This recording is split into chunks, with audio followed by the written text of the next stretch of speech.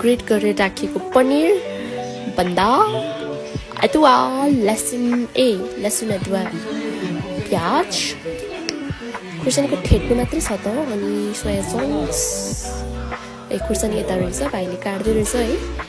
अनि के भनिरहेछ भाइले, मम्मीले पनि त्यहाँ बसेर इन्स्ट्रक्ट गर्दै रहेछ। दिदी पकाउँदै रहेछन्, म चाहिँ टक्क लाएर भिडियो गरिरहेको छु है।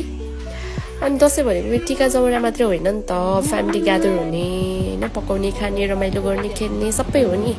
त्यसैले आज चाहिँ स्पेसल भेज डिस बनाऊँ भनेर चाहिँ आज अब थाहा पाइसक्नुभयो नि त, पनिर मोमो बनाउँदैछौँ हामी है। टक्क त्यहाँ देखाएको अघिको इन्ग्रेडियन्टहरूलाई चाहिँ कराईलाई फ्लेममा चढाएर अनि तेल हालेर सबै इन्ग्रेडियन्टलाई चाहिँ हाल्दै मोल्दैछौँ, किमा बनाउँदैछौँ होइन। यसरी पनिर राखिदिने, लसुन प्याज अदुवा अनि पनिर भयो होइन, टक्क मोल्दिरहेछ यहाँनिर।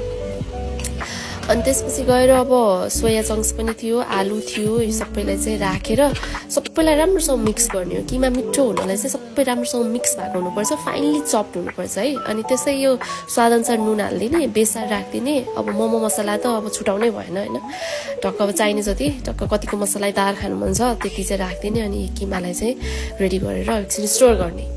अब पालो आउँछ अचारको, अचारलाई पनि मिठो बनाउनु पर्यो। अचार मिठो भएन भने त मोमो मिठो हुँदैन। अब यसलाई पनि मिठो बनाउनलाई थोरै तेल हाल्नु पर्यो। अनि यहाँ तिल राखेको छ होइन, तिल भुट्दैछ भनौँ न। अनि जिरा सिरा हाल्यो त्यहाँ। अनि त्यसपछि गएर अर्को के हाल्छ भन्दाखेरि खुर्सानी पुऱ्याइदियो अघिको तेलमा, जुन देखाएको थियो। टिमुर पनि मेन इन्ग्रेडियन्ट भन्दै हुन्थ्यो है मम्मीले चाहिँ है, थोरै टिमुर पनि चढाउनु राख्नुपर्छ। अनि बदाम हालिदियो है। अब यिनीहरू सबैलाई राम्रोसँग चलाउने। अनि चलाइसकेपछि अब टमाटर हालिदिने। अनि यसलाई पनि राम्रोसँग मिक्स गर्ने। र अघिको तिलहरू जुन रोस्ट गरेको छ नि त्यसलाई पनि सबै हालिदिएर मजाले चलाउने। अब यो चलाइसकेपछि चाहिँ मिक्सचरमा लोड गरेर आफूलाई जुन कन्सिस्टेन्सी चाहिने हो त्यति पानी राखेर टक्क मिक्सर गरेर पारिदिने। अनि यो मिठो अचार रेडी भइहाल्यो है। अब यो मिठो अचार रेडी भयो। अब यतापट्टि मोमो बनाउनलाई होइन, मोमो डल्ला बनाउनलाई चाहिँ यहाँ बेल्ने गोलो बनाउने काम हुँदैछ।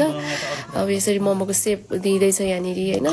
यो मोमो बनाउने काममा चाहिँ हामी फ्यामिलीमा भएको सबैजना मेम्बर चाहिँ this or the other way एकदमै सबैजना इन्भल्भ भएको थियो होइन। इभन हजुरआमाले त्यो अघि गोलो बनाउने बेल्ने काम हजुरआमाले गर्दै हुन्थ्यो। यहाँ अहिले सेप दिने काम विनाजुले, अघि त्यत्रो चप गरेर राखेको बन्दा प्याजहरू चाहिँ बुढाले काट्नु भएको, भाइले सबै यो पकाउने काम भाइको, मम्मीले इन्स्ट्रक्सन नदिकन काम पुरा हुँदैन, दिदीले पकाउँदैछिन्, मैले पनि भिडियो बनाउने अलिअलि एसिस्ट गर्ने कामहरू सबै गरिरहेको छु।